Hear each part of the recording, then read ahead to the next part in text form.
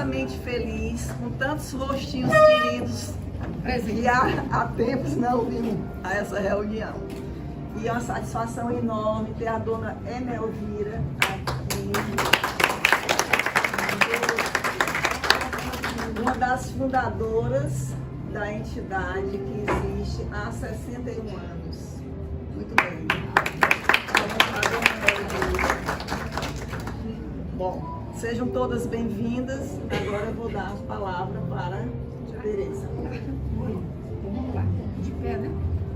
Amigas todas, estou muito feliz de ver vocês todas aqui, certo? E para poupar um pouco nosso tempo, eu coloquei os currículos no Zap. Acho que todo mundo leu, né? Então, o que eu vou falar é uma coisa bem formal, até pitoresca, como foi que nós formamos esse grupo, que a Vânia faz parte, a Claudene, eu, Inês Cardoso e Ruth de Paula, né? E ainda tinha duas mais, que era a Carmélia Aragão e a Tércia Montenegro, que é uma escritora atualmente muito boa, muito conhecida, né?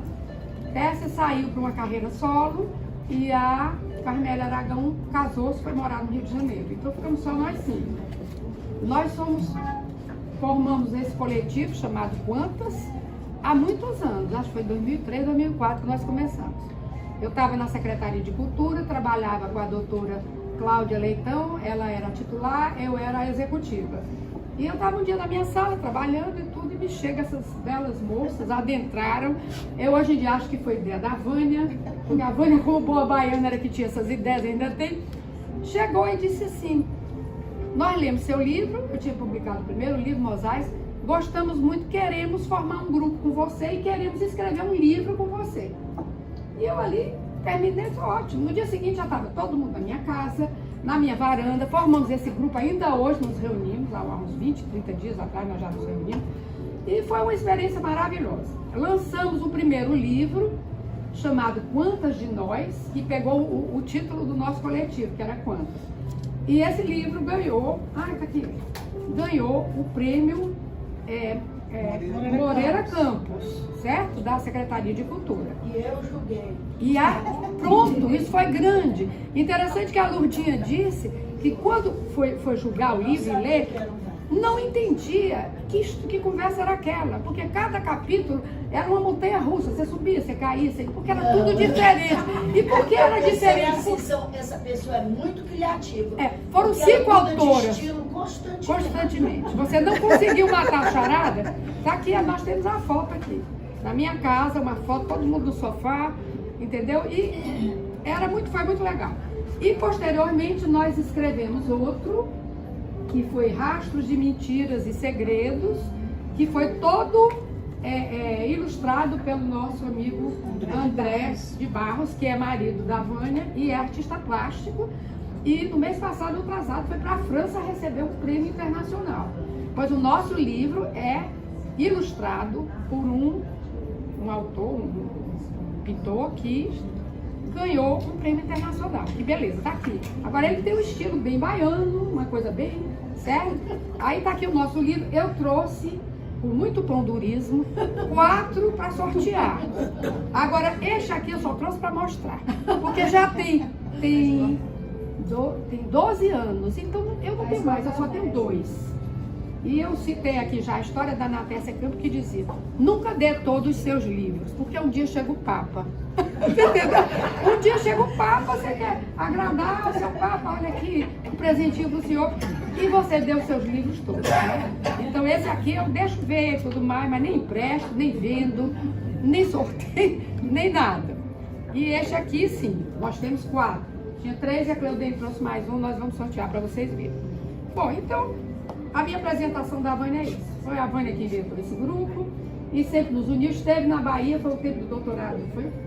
Não, foi um pouquinho depois. Um pouquinho depois. Então, a Vânia andou uns anos aí na Bahia e agora retornou há um ano. E é uma presença maravilhosa aqui na literatura cearense, porque ela já é cearense, né? Não tem mais nada a ver com baiano. Ela é uma escritora cearense. É as duas. As duas coisas. Então ela vai nos falar, tem que acender para eu lembrar. Tá aqui. Ela vai nos falar sobre a literatura de autoria feminina negra. certo? Porque existem agora muitas autoras, né, de origem africana e que estão fazendo o maior sucesso. Inclusive teve uma agora que entrou para a Academia Paulista. Sim, é de Jamila. A Djamila. E qual é o nome dela? Djamila Ribeiro. Djamila Ribeiro. Então é muito interessante ouvir sobre essas escritoras, porque naturalmente o discurso delas e o que elas viveram é um pouco diferente do que nós vivemos, né? Do que nós enfrentamos. E a Ivânia vem trazendo isso aqui pra gente hoje, ok? Obrigada.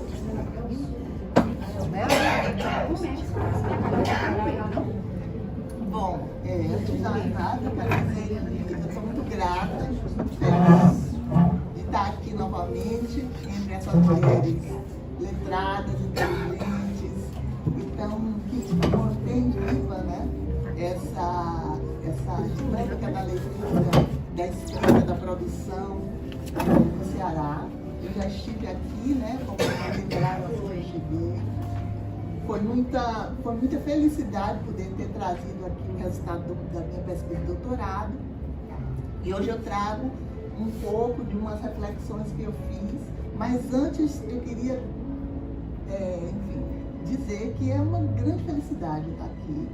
Hoje eu estou revendo, depois de bastante tempo, né, que esse isolamento social nos obrigou a fazer, né, a gente deixou de ver os amigos, as pessoas queridas, e hoje eu estou revendo pessoas muito queridas.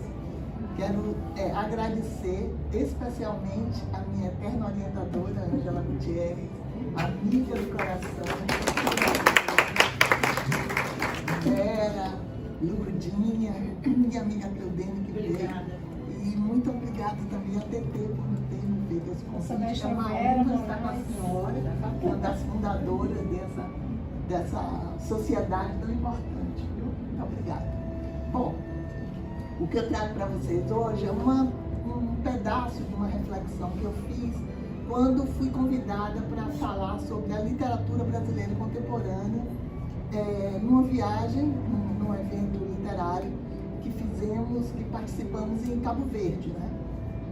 E como vocês sabem, Cabo Verde é um país que considera ser muito chamado como uma entrada na África. É um país, um arquipélago no continente africano e que me pareceu, né, foi a impressão que eu tive, era essa notícia que eu já tinha, que realmente é um país que é uma preparação para a gente adentrar no mundo da cultura e no mundo da sociedade africana, porque é como se nos preparasse, já que lá em Cabo Verde a gente encontra muito mais semelhança, muito mais afinidade com o que o Brasil né? Com a herança africana que nós temos no Brasil. É um país muito mestiço, né? É um país muito mestiço em todos os sentidos. No sentido da cultura, no sentido da etnia, no sentido da aparência.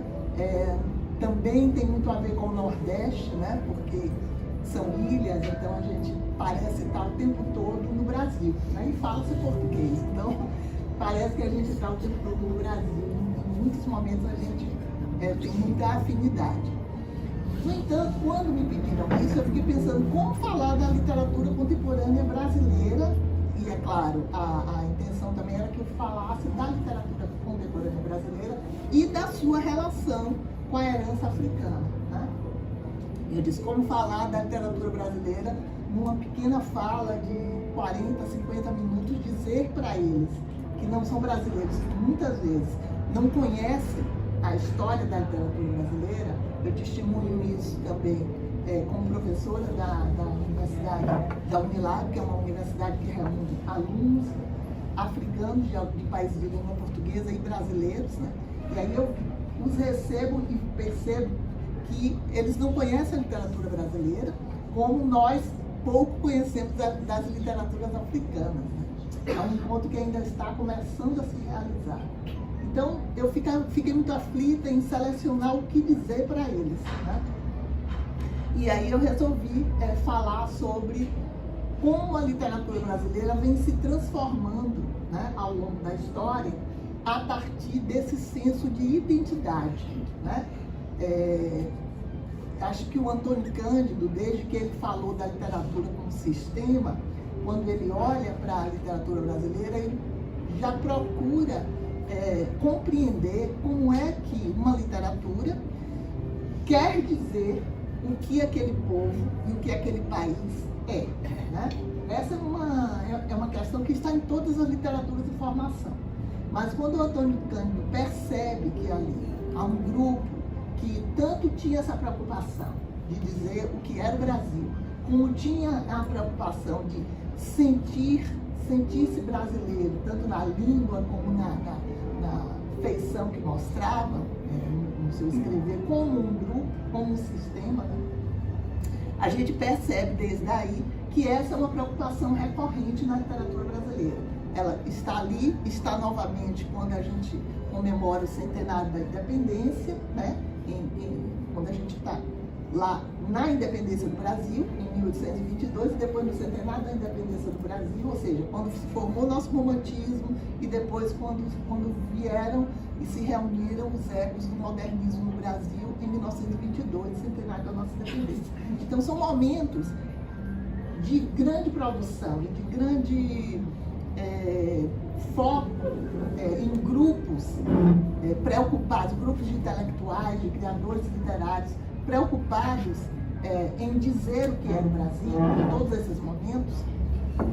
E são momentos que revelam grandes produções, né? Grandes autores. E essa é uma preocupação que vai cambiando, né? na literatura brasileira. E eu percebi, né?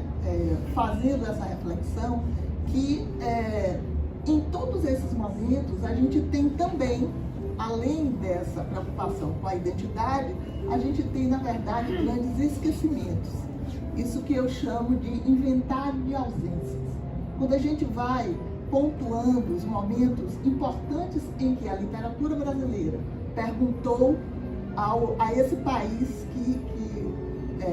a qual ela representa o que é o Brasil, a gente tem grandes ausências.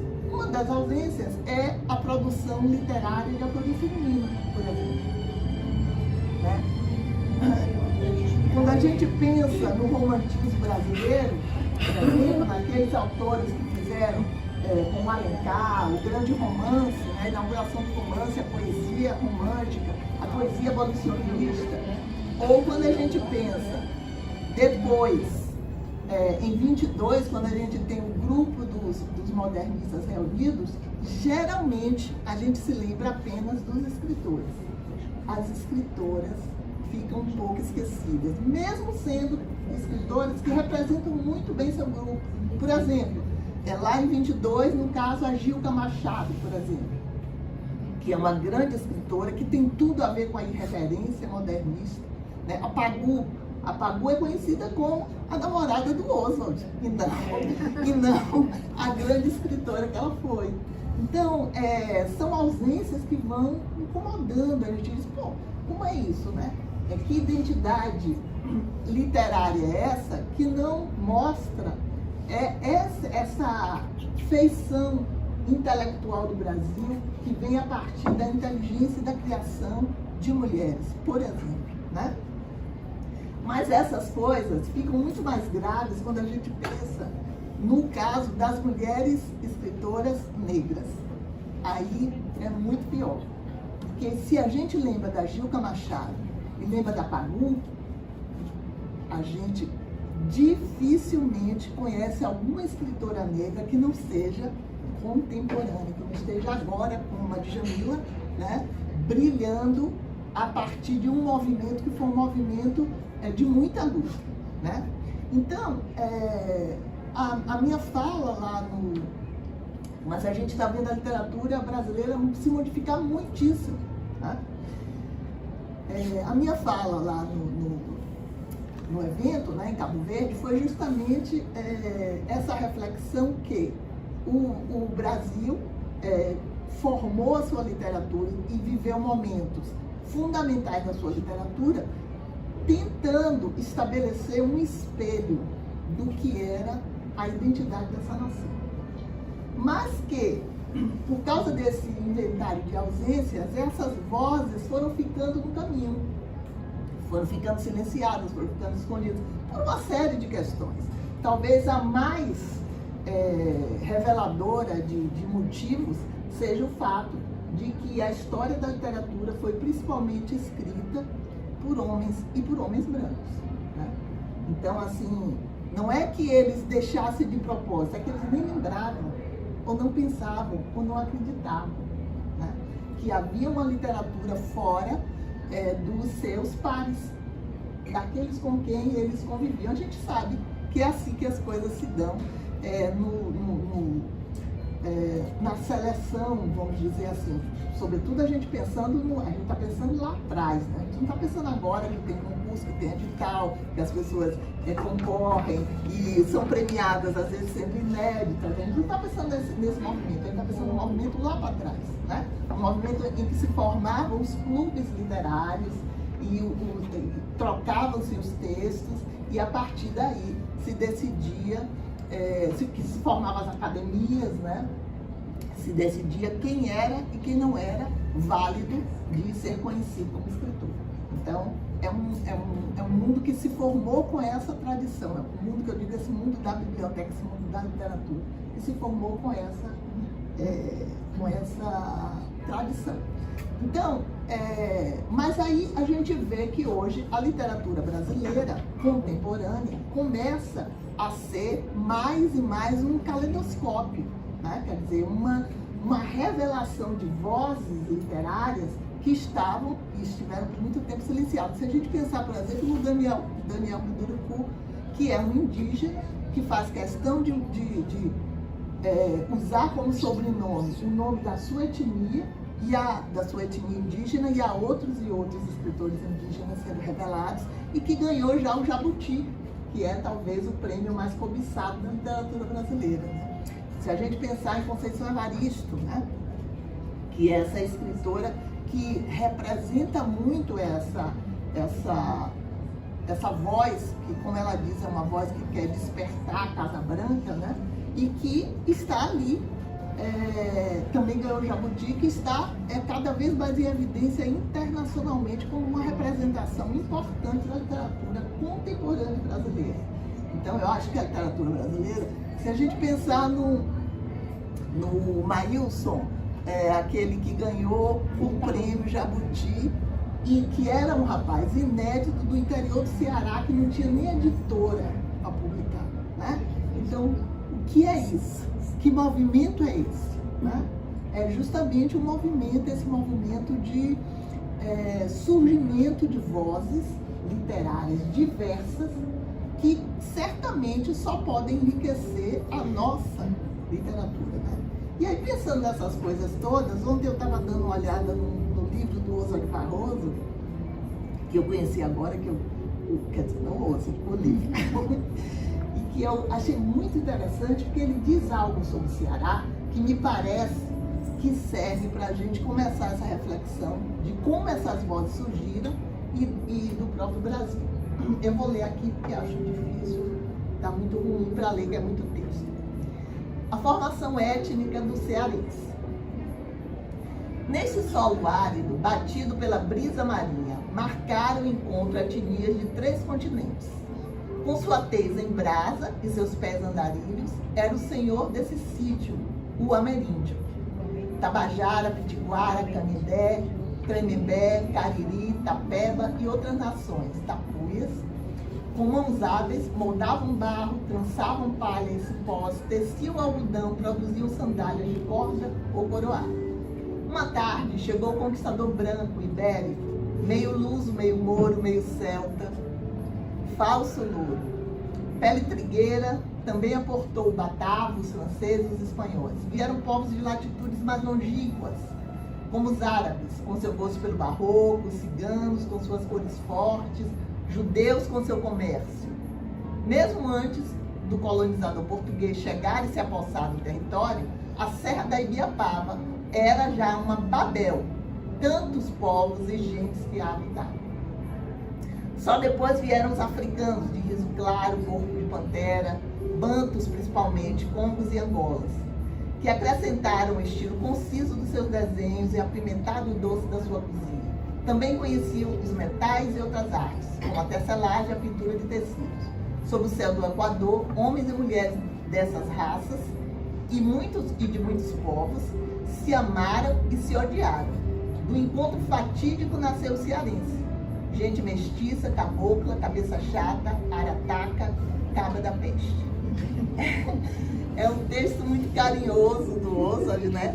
E ao mesmo tempo é um apanhado histórico literário, né? Do que nos formou, do que forjou não só o cearense, mas o povo brasileiro, né?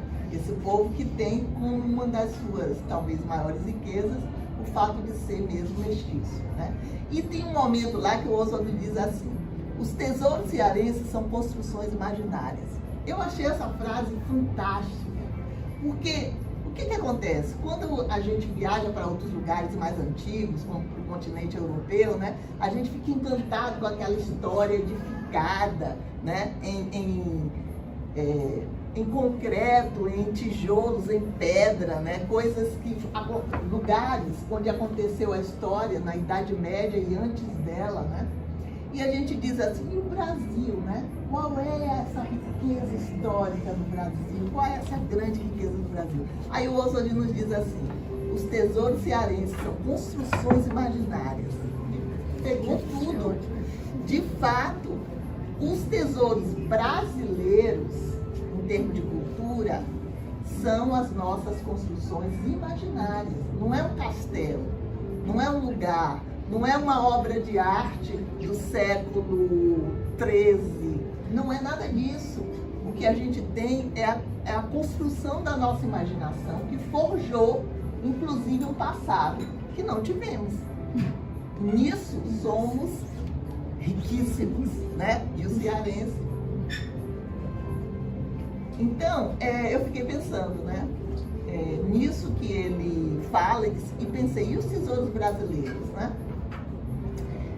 Isso que ele fala, né, que o tesouro são as construções imaginárias, tem a ver com essa arte do encontro, né? Essa arte do encontro, das negociações culturais, né? Da herança que nós, como disse o Oswald de Andrade, que nós misturamos antropofagicamente e transformamos em outra coisa, a ponto de aqueles de quem herdamos não reconhecerem, às vezes, aquilo que nós forjamos, né? E essa é a nossa grande diferença diante do mundo, né? E nessa arte, a língua é uma parte importantíssima, né? Quer dizer, a língua nos liga o passado ao futuro. E é através da língua na literatura que a gente deixa um tesouro para as próximas gerações. É isso que temos feito desde que no Brasil se começou a escrever. É assim que a gente tem, é por isso que a gente até hoje, eu quando dava aula no ensino médio, eu falava para meus alunos, vocês podem não conhecer José de Alencar, mas Iracema vocês conhecem, né? Então assim, a criação dessa figura mítica que o Alencar pariu, vamos dizer assim, né? A criação fez com que mesmo aqueles que não leram e que jamais venham a ler, conheçam essa pessoa que nunca existiu, como se ela fosse uma parente sua, né? Todo mundo sabe os cabelos da Iracema, por onde ela andou, né? Como é que ela era, seu lábio doce e tal, né? Falando em língua, né, tem uma coisa interessante. Tem um censo do IBGE de 2010 revelou que a gente, lá em 2010, a gente ainda tinha no Brasil 274 línguas indígenas, né? Ainda tinha falantes de 274 línguas indígenas, né? É muito e é muito pouco, né? É bom, não sei quanta gente tem agora, porque nossos indígenas têm morrido muito, né? Mas, enfim, é interessante a gente saber que essas línguas ainda sobrevivem das 1.300 que a gente teve um dia, né? Porque cada língua que morre também uma maneira de ver o mundo. Cada língua guarda, o nosso brasileiro, né, como os europeus dizem que é a nossa língua, né, que não é o português, é o brasileiro, né? Então o nosso brasileiro guarda a forma que o Brasil interpreta o mundo a partir de uma língua que um dia foi a língua portuguesa, né? Mas é a nossa língua. Então, cada vez que deixa de existir uma língua, deixa de existir uma forma de ver o mundo. E isso empobrece-nos enquanto humanidade, né? Portanto, a literatura que guarda, mesmo depois que uma língua morre, a literatura permanece como texto impresso, né? Guardando uma visão de mundo que não existe mais. E a literatura, então, ela cristaliza para o futuro, né? Uma forma de ver o mundo. Bom, aí é importante a gente falar um pouquinho da literatura brasileira e da sua produção e publicação. Como é que isso se organiza hoje, né? Pensar que é uma literatura tanto mais rica, portanto, quanto mais a gente tiver essas vozes divergentes até, produzindo textos de lugares e com experiências diferentes, né? E a gente sabe, né, que os grupos que foram historicamente subalternizados, que é o caso dos negros e negras brasileiros, né, que foram subalternizados pelo processo histórico da escravatura, né, ficam a parte, primeiro ficaram historicamente a parte da educação formal, né? Houve um momento no Brasil, e isso não tem tanto tempo assim, em que os negros e as negras não podiam ir à escola, né? A escola pública brasileira foi organizada, sobretudo, a partir de uma demanda que foi uma demanda que veio dos europeus que migraram para aqui no começo do século XX, né? Interessante a gente saber dessas coisas, para saber como é que, assim como as mulheres, né, ficaram tanto tempo sem estudar, ou estudavam com currículos diferentes, né? Está lá na normalista do Adolfo Caminha, né? As meninas não podiam estudar ciências, por exemplo, porque não podiam estar discutindo as funções do corpo humano, né?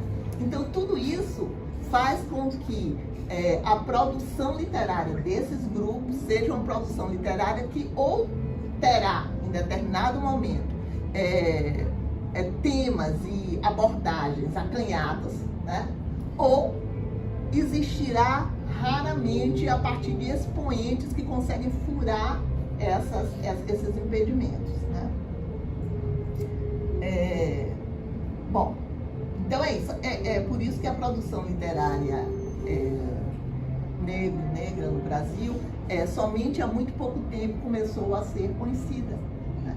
Aí tem uma escritora nigeriana chamada Chimamanda Ngozi Adichie, que é uma mulher fantástica, né? E que é uma das escritoras mais lidas no mundo todo hoje, né? Que ela ficou mundialmente conhecida por causa de uma palestra que ela deu chamada O Perigo da História Única. Recomendo para quem não viu essa palestra que veja, está no YouTube, circula demais essa palestra, né? E aí, essa é a Chimamanda, né? Que é muitas coisas, né? É meio estilista, é escritora, né? É ativista, feminista e tal. Aí ela diz assim: a história única cria estereótipos. E o problema com os estereótipos não é que eles sejam mentira, mas que sejam incompletos. Eles fazem uma história tornar-se a única história. E isso a Chimamanda viveu, porque quando ela chegou, ela é de Lages, na Nigéria, e Lages, na Nigéria, é um centro urbano como São Paulo. Uma cidade super moderna, né? E ela sai de lá para ir fazer faculdade nos Estados Unidos. Quando ela chega, e aí lá eles têm aquele sistema, né, dos quartos compartilhados, ela conversando com a sua colega de quarto, a colega esperava que ela tivesse uma música tribal para apresentar, né? E ela, na verdade, ela ouvia, como todo mundo, não sei se era Madonna na época, não sei o que era, mas ela ouvia os popstars que estavam no mundo, né? E aí a partir daí ela começa a pensar nessa coisa da história única, quer dizer, a história única que se fala muitas vezes da África, dos países africanos, é que são países selvagens, né? É que a gente É como quando mostra o Nordeste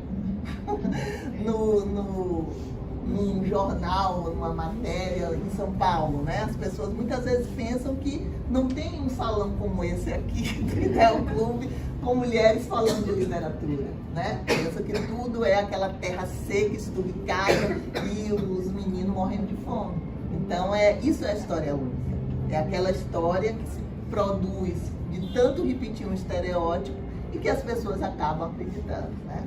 Eu me lembro de um encontro que a gente teve uma vez no Dragão do Mar, onde uma pessoa perguntou, uma pessoa que vinha do Sul perguntou: aqui vocês têm shopping center? E eu fiquei muito aborrecida, dei uma resposta mal criada. Eu disse: não, aqui a gente tem só feira, é tudo na base do escambo. Porque eu achei que era demais responder educadamente, né? Bom, então isso que ela chama de histórias únicas é justamente essas narrativas construídas, né? E que se repetem, né? E no caso da literatura, muito se acreditou por muito tempo, por exemplo, que as mulheres não conseguissem escrever bem, que só falava de amorzinho, de dor de cotovelo, e que, portanto, não podiam produzir literatura de qualidade, né? Da mesma forma...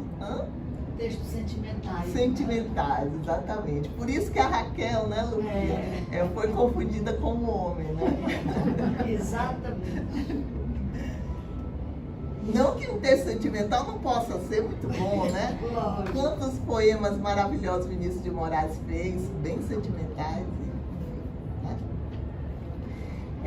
E aí, o objetivo dessa palestra, na verdade, é apresentar 3 autoras para vocês brevemente. Eu dei um poema de cada um, né, para que a gente comece a pensar, né, na literatura que essas autoras produzem. São 3 autoras muito conhecidas, né, mas que talvez não sejam conhecidas por todos. Mas aí eu quis trazer antes uma pesquisa que eu uso, inclusive na minha tese, né, na minha pesquisa de doutorado, que é uma pesquisa da Regina da Gassanha. E o título que eu coloco é justamente isso: publicar é um gesto político, né? Quer dizer, quando homens negros, mulheres negras resolvem publicar, e resolvem que publicar é importante para que as vozes sejam ouvidas, para que a literatura de qualidade que produzem seja reconhecida, eles resolvem se organizar para publicar, porque publicar é um gesto político, né? Porque é um lugar de poder, né? Aquilo que a gente falou antes: quem é que decide, quem publica, né? Então, essa pesquisa da Regina da Gassanha leu todos os romances publicados entre 1990 e 2004, das 3 principais editoras do Brasil. O que ela chama de 3 principais editoras? As editoras que têm melhor distribuição, né? Porque a gente sabe que muitas vezes a gente publica para uma pequena editora e a gente não consegue alcançar a leitura de um Brasil inteiro, né? Então, que editoras? Acompanhando a Letras, Record e Rocco, na época, né?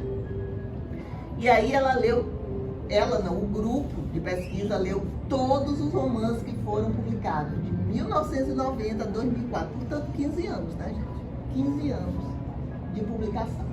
E que não estão muito lá atrás, estão bem recentes, né?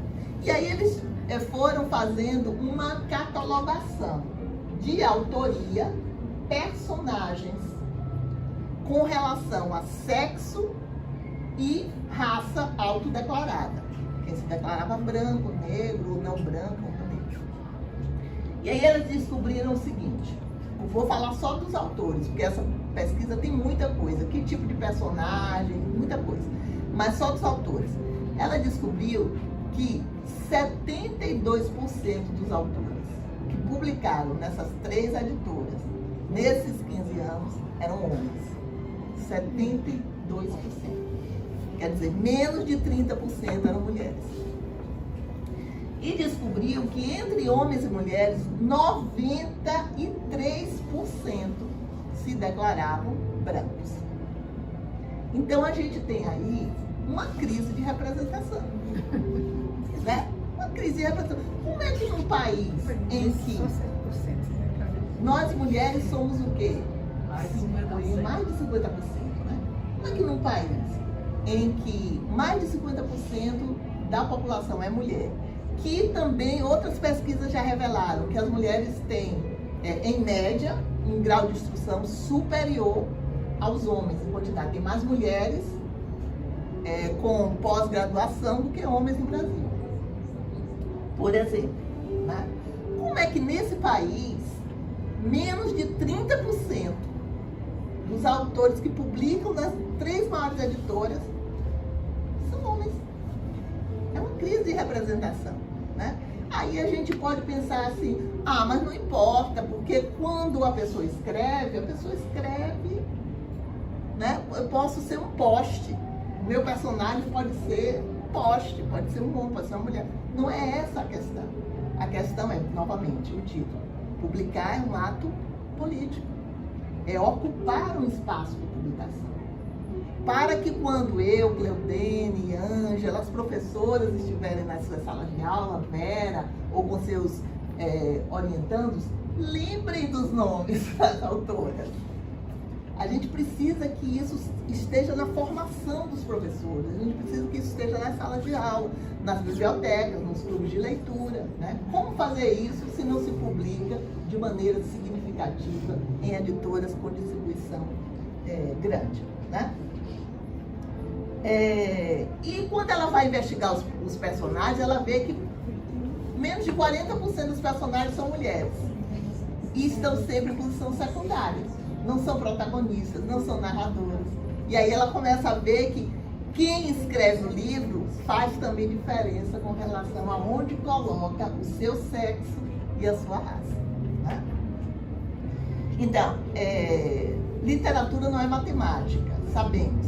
Mas não se pode negar que a pesquisa revela uma realidade excludente do mercado editorial e da subrepresentação da produção literária de mulheres escritoras e de escritores negros e negras.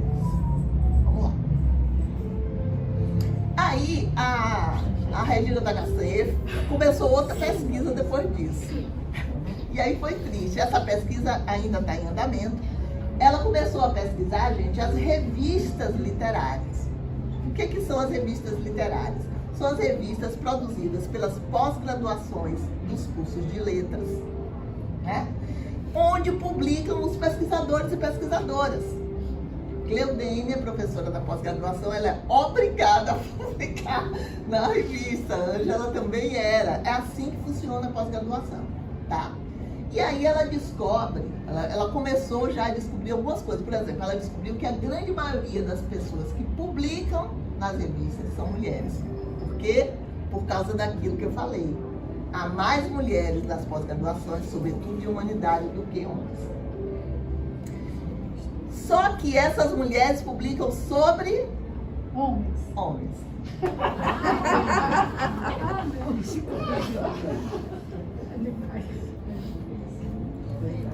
Aí é que quando a gente ouve assim dizer, né? O machismo é estrutural, o racismo é estrutural. Do que está se falando? É disso. É do fato de que nós somos formadas com um olhar que já é um olhar que estigmatiza determinadas produções. Eu me lembro que minha mãezinha, com muito cuidado e com muito carinho comigo, quando eu fiquei grávida pela primeira vez, ela disse, vou lhe levar, não, quem vai acompanhar a sua gravidez é o meu ginecologista. Eu disse, eu preferia uma mulher, porque eu já era feminista desde menina. Aí ela disse assim, não, tenho que levar para o ginecologista bom. E aí eu fiz a vontade dela na primeira da gravidez, mas só na primeira. Aí assim, é isso, né? Quer dizer, esse estigma estava na sua formação. Ela estava tendo cuidado com sua filha. Mas é assim que nós somos formados. Tendemos a achar que os textos feitos por homens são melhores do que os de mulheres. E que os textos feitos por brancos são melhores do que os dos negros. Mas, na verdade, nada disso é verdade. Então, essa literatura que se chama afro-brasileiro, negro-brasileiro, não há uma concordância com relação ao termo, né? Eu prefiro afro-brasileira. Tem muitos pesquisadores hoje já né? Uma delas é a Florentina Souza, que é uma professora da Universidade Federal da Bahia, e ela aí diz assim: as expressões literatura negra, cultura negra circularam com maior intensidade a partir do momento em que tivemos de enfrentar na nossa sociedade a questão da identidade cultural, né? Então, a partir desse momento, a gente começou, mas tem negro aqui. E aí a gente começou a pensar o que é que significava essa produção intelectual. Quando eu falei para vocês lá no começo que quando a gente vai olhando a história da literatura, a gente vê que há ausências que são muito significativas, quero trazer para vocês aqui o nome de uma escritora, que é a Maria Firmina dos Reis. Maria Firmina dos Reis é uma escritora maranhense, negra, que viveu numa cidadezinha chamada Guimarães, nasceu e viveu sempre em Guimarães, e que foi uma mulher revolucionária. Revolucionária no sentido da produção intelectual, tá? A Maria Firmina dos Reis, ela escreveu um romance abolicionista, que publicou em 1859, chamado Úrsula, e escreveu um romance indígena, chamado Gupeva, né? Ela faz parte do romantismo brasileiro. Ela publicou enquanto Alencar publicava, enquanto Castro Alves publicava, enquanto Bernardo Guimarães publicava. Mas eu, pessoalmente, nunca tinha ouvido falar da Maria Firmina dos Reis, até que eu comecei a pesquisar literatura afro-brasileira. Ela não está, ela continua fora das escolas. Ela não está no livro didático. E a Maria Firmina dos Reis, recentemente, né, por causa das pesquisas, o professor Eduardo Assis Duarte, que é um grande pesquisador da Universidade Federal de Minas Gerais, a partir da pesquisa grande que ele faz sobre a literatura afro-brasileira, ele chegou à conclusão que a Maria Firmina dos Reis escreveu o primeiro romance abolicionista da América. O primeiro, né? E você tem outros relatos abolicionistas, mas são geralmente testemunhos. Romance é o dela, de 1859. Ora, 1859, quando a gente está na escola, que a gente estuda a literatura abolicionista, qual é o romance que nos é apresentado? A Escrava Isaura, que é de 1875. Ela publicou em 1859. Como é que ela conseguia publicar? No interior do Maranhão. Ela era uma intelectual muito respeitada na sua cidade, porque ela foi a primeira professora concursada, primeira professora nomeada para a província do Maranhão, foi Maria Firmina dos Reis. E ela foi também a primeira mulher a participar dos encontros abolicionistas lá. Então, isso tudo facilitou com que ela publicasse esse livro nos jornais, né? Porque publicava com capítulo nos jornais. E nesse romance tem uma coisa interessante, que comparar com a Escrava Isaura chega a ser covardia, porque a Escrava Isaura é um romance que se diz abolicionista, mas a escrava é branca, não é isso? E é descrita, inclusive, que é alva como a tecla do piano. Quer dizer, é uma altura que desafia qualquer palidez de dama romântica. Em Úrsula, de Maria Firmina dos Reis, você tem um casal, o casal branco, que é o casal dos senhores, tá? Agora, tem uma mulher escravizada, que é uma africana, chamada Susana, e que faz o discurso abolicionista dentro da obra. Então é muito coerente tudo, tá? Então você tem lá os brancos abolicionistas, mas você tem uma africana com voz. Então é a primeira vez, e aí ela conta como ela foi raptada, é muito interessante esse romance. E aí é a primeira vez também que a África é colocada dentro da literatura brasileira como um lugar de civilização, porque ela vai falar dos selvagens que a raptaram e vai falar de como a vida dela era harmônica antes disso, né? Bom, agora a parte ruim da história. Quando a gente pesquisa no Google Maria Firmina dos Reis, aparece essa moça. Que não é ela, claro. Essa é a Maria Benedita Bormann. É uma escritora catarinense, filha de alemães. Que tal? Aí a gente pergunta assim, como é que olha, gente, e esse erro foi repetido tantas vezes que mesmo depois que a Maria Firmina dos Reis virou uma escritora muito badalada, muito da moda por causa do Eduardo Assis, as pessoas fazem seminário Maria Firmina dos Reis e bota a Venezuela. Porque a internet tem essa maldição. O que cai lá nunca mais sai, não é isso? Então, essa imagem acabou ficando o tempo todo sendo reproduzida quando a Maria Benedita Bormann. Tem um rapaz que é um pesquisador de imagens de escritores que ele trabalha fazendo essa pesquisação. Então ele vai, olha, essa daqui não é a Maria, mas aí alguém vai lá no Google e pega, entendeu? Porque o Google não tira isso, né? E não existe uma fotografia. Ah, sim, tem um detalhe. Essa imagem particular que eu estou colocando aqui é uma pintura que foi feita, vejam bem, Guimarães é uma cidadezinha esquecida no Maranhão. A Câmara de Vereadores descobriu que tinha uma filha ilustre que estava sendo muito debatida no Brasil. Vamos fazer uma homenagem. O vereador, né? Adora. Chamaram um pintor e pediram para fazer uma pintura para botar na Câmara de Vereadores. Essa pintura está lá. Entendeu? Como é o negócio?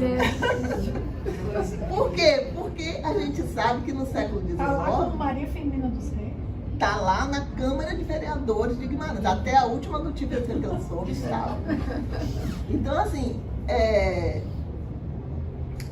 essa questão da imagem dos escritores também, dos escritores e escritoras negros e negras, é um grande problema.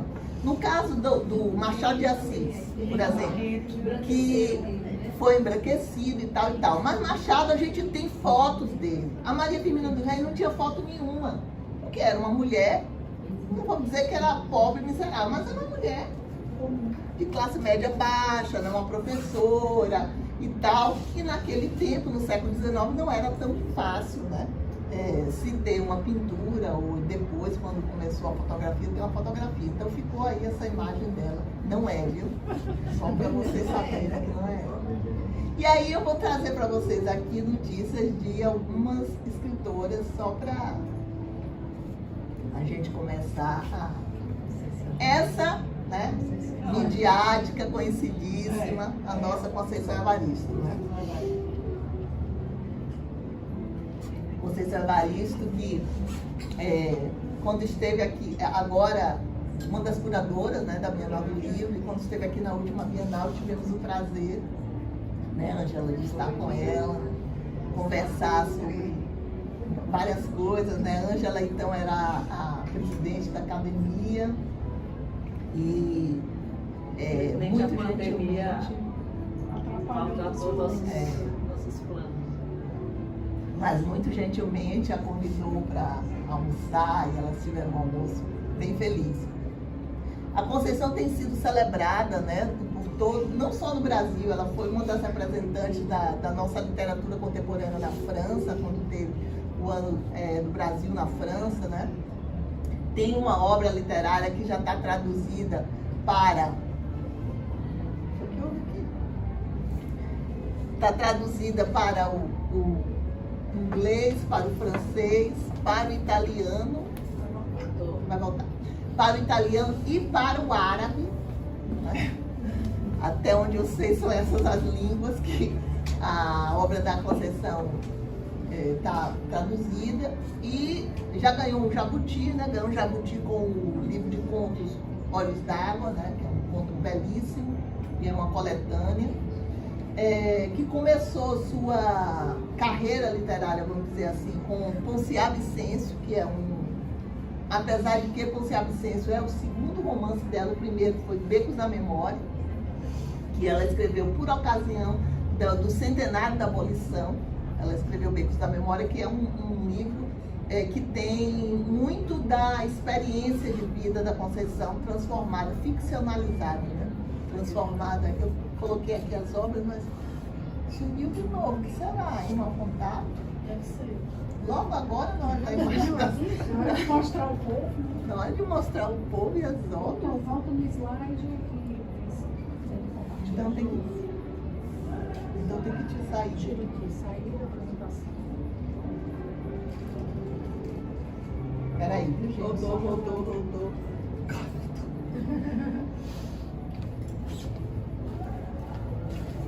Ah, tá.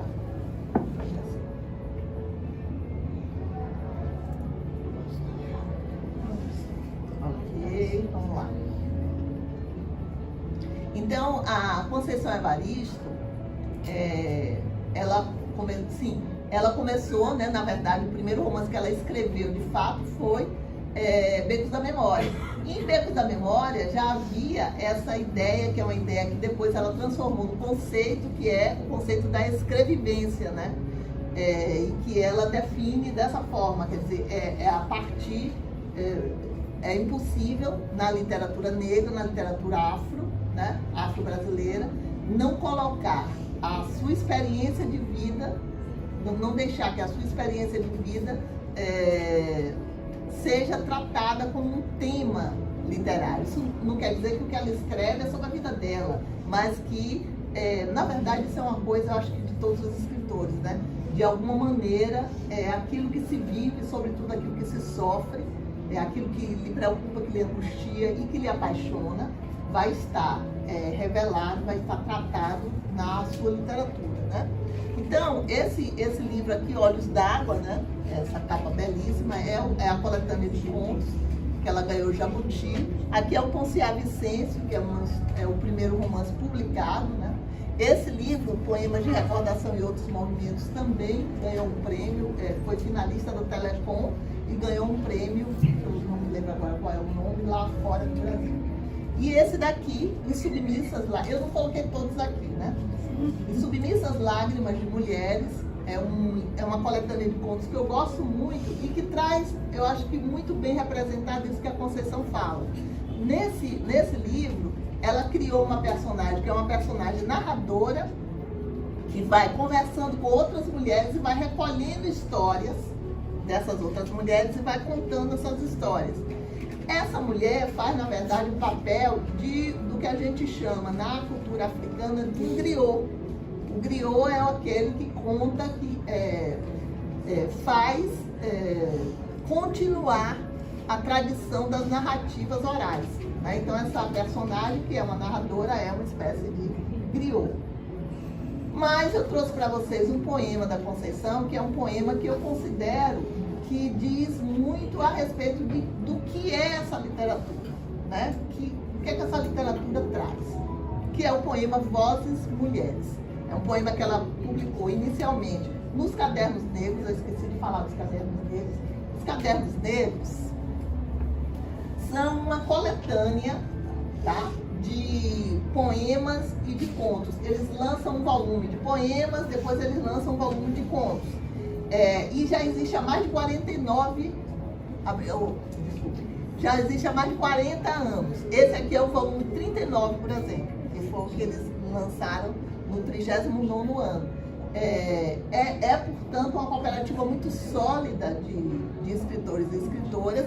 E que, por que surgiu? Surgiu lá na década de 70, gente. Por que surgiu essa cooperativa, né? E que se transformou na editora Quilombojo? Por que surgiu? Surgiu porque eles não conseguiam publicar. Lembra daquilo? Publicar é um ato político. Eles não conseguiam publicar. Então, eles resolveram fundar uma editora, que é a Quilombojo, e começar a publicar os Cadernos Negros. Aí, desses Cadernos Negros, saíram autores que hoje se revelam internacionalmente conhecidos pela qualidade. Um deles, Conceição Evaristo, talvez a mais famosa, né? Então, esse poema foi publicado a primeira vez num dos Cadernos Negros de poesia. Vozes Mulheres. A voz de minha bisavó ecoou criança nos porões do navio. Ecoou lamentos de uma infância perdida. A voz de minha avó ecoou obediência aos brancos donos de tudo. A voz de minha mãe ecoou baixinho revolta, do fundo das cozinhas alheias. Debaixo das trouxas, roupagens sujas dos brancos, pelo caminho empoeirado rumo à favela.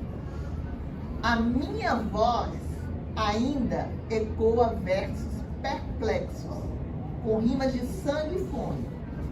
A voz de minha filha recolhe todas as nossas vozes, recolhe em si as vozes mudas, caladas, engasgadas nas gargantas. Na voz da minha filha se fará ouvir a ressonância, o eco da vida e liberdade. Forte, né? Pensei em você. Hã? Eu estou sentindo falta de uma luz em você.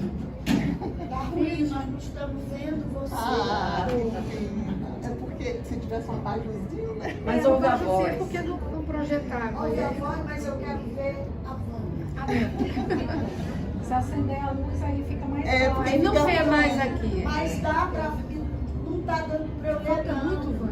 É porque forma não dá pra tem ler. só duas. Eu vou então mostrar as duas imagens das próximas E aí a gente escritoras. acende. E aí acende e eu leio o poema, tá? Tá certo. É muito vivo. Tá bom. Essa daqui é a Cristiane Sobral. Cristiane Sobral é uma moça fantástica. Ela é carioca, mas vive desde pequenininha em Brasília. E lá ela é atriz, tá? E é diretora de teatro, né? E ela trabalha muito com teatro. Então ela é muito performática, impressionante a poesia da Cristiane Sobral. E é uma poesia muito forte, muito combativa e muito, tanto na poesia como no conto, ela também surgiu nos Cadernos Negros. E tanto na poesia como no conto, ela é muito irônica, sabe? Ela é muito gaiata, vamos dizer assim, né? Então, divertida, tem um fundo muito sério de crítica, mas ela é muito divertida. Os contos dela falam muito, por exemplo, da questão do cabelo, né? Do alisamento do cabelo, né? Então ela brinca muito com isso. E essa aqui, eu vou depois ler um poema dela. Essa daqui é a Eliane Alves Cruz. A Eliane Alves Cruz tem sido muito celebrada também, é uma autora carioca, mas que tem raízes entre a Bahia e o Rio de Janeiro, né? A família dela foi da Bahia para o Rio de Janeiro e ela nasceu lá.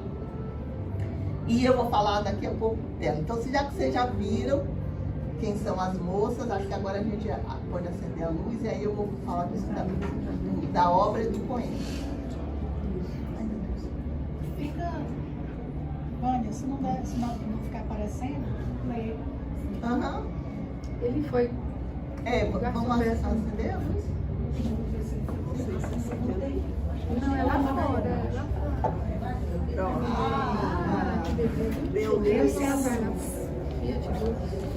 Deu luz. Então, gente, voltando aqui a falar desse poema da Conceição Evaristo, né, que é um poema que ela começa lá, a bisavó no porão do navio, né, aí fala depois da avó, tudo baixinho, colocando, e cada estrofe ela vai passando para a geração seguinte, né. E é muito interessante como a Conceição faz com que esse poema vá crescendo também no tom da voz. Ela diz que a bisavó ecoou criança, a voz dela pequenininha, depois a mãe no sussurro na cozinha e lá no final é a voz da filha, né, que ecoa, né? Que ecoa o eco, né? O eco, vida, liberdade. A gente já sente como se a filha gritasse, né?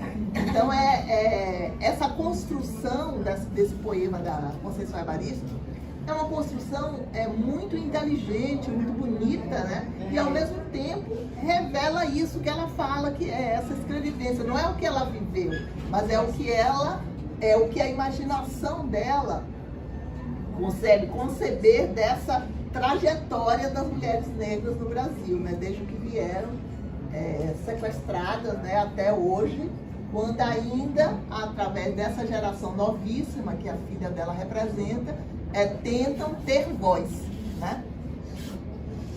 A poesia da Cristiane Sobral, a Cristiane Sobral tem 3 livros que eu gosto muito, ela não tem só 3 livros, ela tem mais. Esse daqui se chama, o título é o título do poema que eu vou ler, que é Não Vou Mais Lavar os Pratos.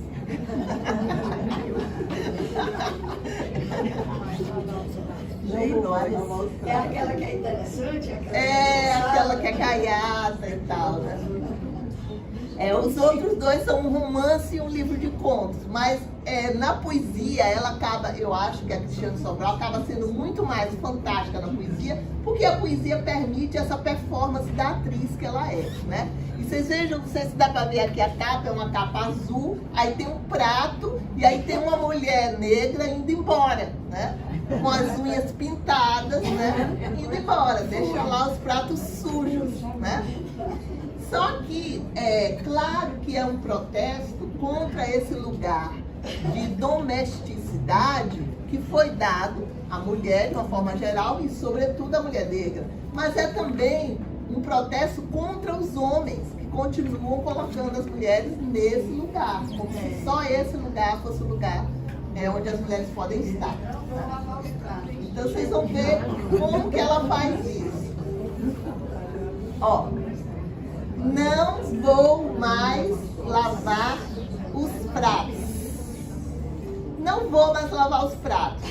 Nem vou limpar a poeira dos móveis. Sinto muito. Comecei a ler. Abri outro dia um livro e uma semana depois decidi. Não levo mais o lixo para a lixeira. Nem arrumo a bagunça das folhas que caem no quintal. Sinto muito. Depois de ler, percebi a estética dos pratos, a estética dos traços, a ética, a estática.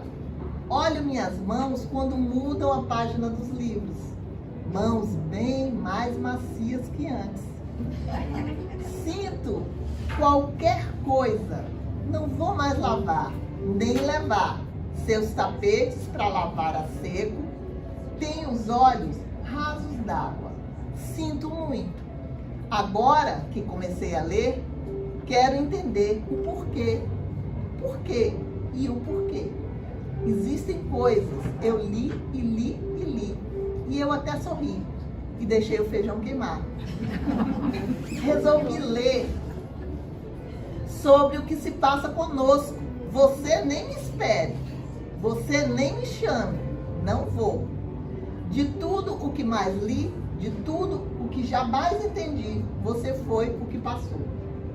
Passou do limite, passou da medida, passou do alfabeto. Desalfabetizou. Não vou mais lavar as coisas e encobrir a verdadeira sujeira. Nem limpar a poeira, espalhar o pó daqui para lá, de lá para cá. Desinfetarei as minhas mãos e não, presta atenção, tocarei mais as suas partes móveis.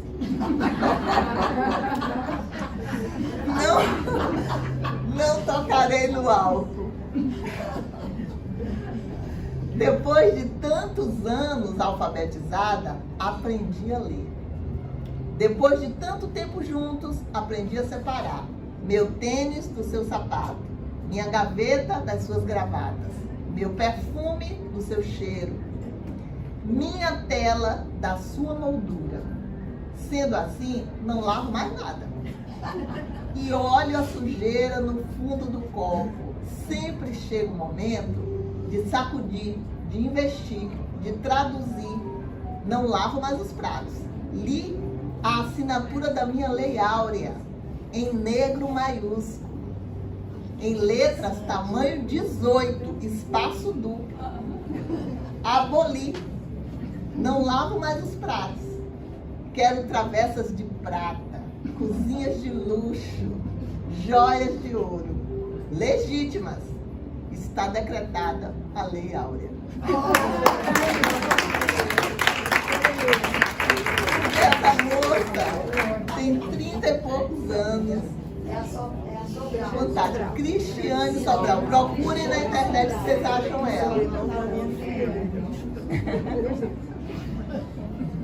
E essa é a Eliane Alves Cruz, né? Eliane é uma escritora de romances, mas ela também faz poesia. E ela começou a publicar poesia nos Cadernos Negros. Tem 3 romances dela que vem fazendo bastante sucesso. Água de Barrela é o primeiro romance, e foi o romance que ganhou o prêmio da Fundação Palmares, né? Foi um romance bastante festejado, porque é um romance diferente, porque mistura documento com ficção. O que é que ela fez? Ela recolheu documentos da história da sua família desde o período da escravidão. Então ela tem fotografias, ela tem cartas, e aí ela juntou tudo isso e, é claro, que preencheu as lacunas, né, com ficção e escreveu um romance histórico, Água de Barrela, que conta a história de uma família justamente que migra da Bahia, do recôncavo da Bahia para o recôncavo, ou para o Rio de Janeiro. O Crime do Cais do Valongo é também um romance muito interessante, porque trabalha com a narrativa policial. Ela pega esse tema da narrativa policial para falar do Valongo, né, que é um lugar no Rio de Janeiro onde chegavam os escravizados e, enfim, tem muitas histórias bem tristes, né? E Solitária, que é o último romance dela, é um romance urbano em que ela junta vários episódios da expressão do racismo contemporâneo no Brasil, como, por exemplo, a história do menino Miguel, que caiu, morreu, né? A história de uma senhora que foi descoberta na Bahia há pouco tempo, que estava há 60 anos em cárcere privado, trabalhando como doméstica desde a infância. Ela vai juntando essas coisas e cria um romance que é Solitário. Mas eu conheci a Eliane Alves Cruz na poesia, e eu acho a poesia dela muito, muito bonita. E esse poema, sobretudo, que eu vou ler aqui para vocês, que é um poema que fala, para a gente fechar a minha fala, com aquela questão que o Oswald Barroso trouxe no começo, que é justamente a mestiçagem, né? O nome desse poema é Negríndia. Olha que nome lindo. Negríndia. Quando se abriu o porão e a primeira negra pisou neste chão, uma índia a olhou nos olhos. Estava ali selado um pacto, com odor viscoso e adocicado, de sangue por fortes derramado, fundir-se-iam em nação. Seus ventres vendidos, usados, violados, mesclando cabelos, narizes e traços dissimulados, disfarçados na ilusão da miscigenação, a primeira índia da terra, da madeira vermelha cobiçada, jamais saberia que o seu olhar cruzaria com a primeira negra sequestrada. Mares, rios e oceanos em infinita sucessão, encantos de noite de sereias sincretizadas, constantes mutações, prantos de Oxuns e Iaras, em águas doces prateadas, uma preta, uma índia, uma Nossa Senhora da Conceição. E do emaranhar de miradas dessas mulheres, sementes de pátrias, do entrelaçar de fêmeas mãos, brotariam nascentes, surgiriam torrentes, cachoeiras de redenção. É isso, gente. Ai, que lindo!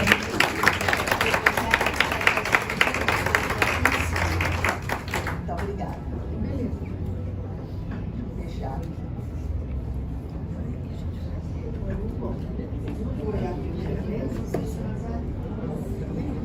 As autoras são Conceição Evaristo, Cristiane Sobral e Eliane Alves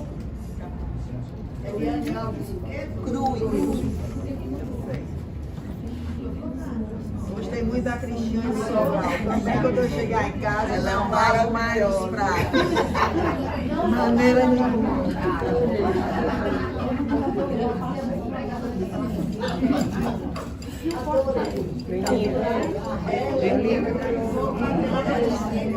Pode deixar. Vai ser o sorteio agora. Pode ser, cadê a Cláudia? Pessoal, eu quero dizer para vocês que, conforme eu expus no começo, que tinha chamado a Vânia, não só por Vânia ser quem é, mas também pela nossa grande amizade e o nosso, temos fundado um grupo e tudo mais. E eu sabia que ia ser uma noite maravilhosa, mas Vânia, eu estou toda arrepiada. Passou da minha expectativa. Não, eu sei que você é maravilhosa, mas realmente foi uma palestra linda. E eu pedi a ela o seguinte, que ela passa para mim, pro meu zap, entendeu? O que ela quiser passar, tá certo? O nome das escritoras, esses poemas maravilhosos, os poemas, a apresentação. A poesia da Cristiane Sobral. Aí eu posto no nosso grupo, todas nós teremos acesso, combinado? Bom, aí o garçom veio avisar que tem tem um sorteio antes. Nós temos 4 livros para sortear. Então vamos lá. Como dói não sortear, todos dói, mas não vou sortear. Fazer uma segunda edição. Eu vou lá na expressão gráfica ver se ainda tem. Vamos lá, mais meu marido Selma! me ajuda. Olha, a sortuda, Selma Pra Prata. você! Tá aqui.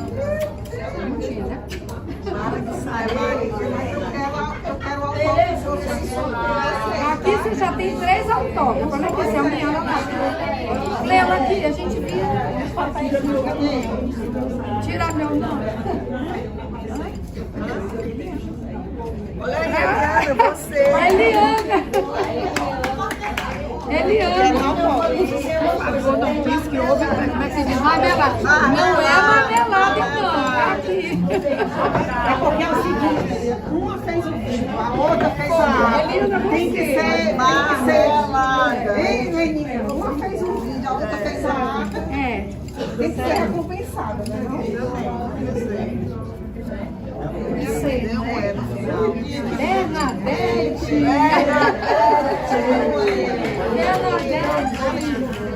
Tá caindo igual de você. Bernadette ia buscar seu livrinho. Bernadette, a gente vai deixar o livrinho pra mim. Bernadette! No meio do caminho. Ei, você hoje à noite não vai lavar os pratos.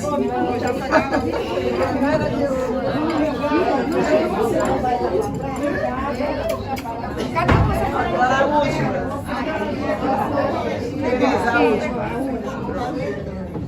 Esse papelzinho é o último, tá difícil de abrir. Terry!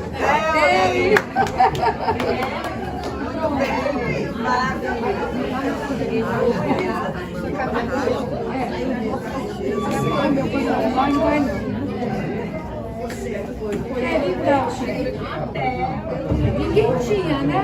Pois é, ninguém que ganhou tinha. Eu sei, ela tem 3. Você foi sorteado? Meninas,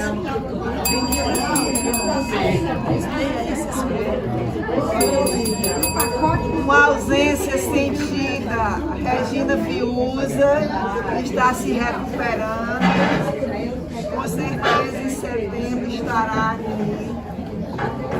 Toda a sua alegria e seu dinamismo. E a Vânia, muito obrigada. Obrigada a vocês. Uma palestra maravilhosa, interessante e aberta.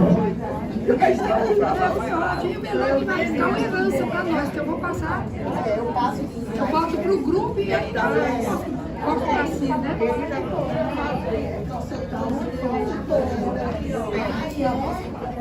Leu a continente aí? Posso pegar aqui um minuto?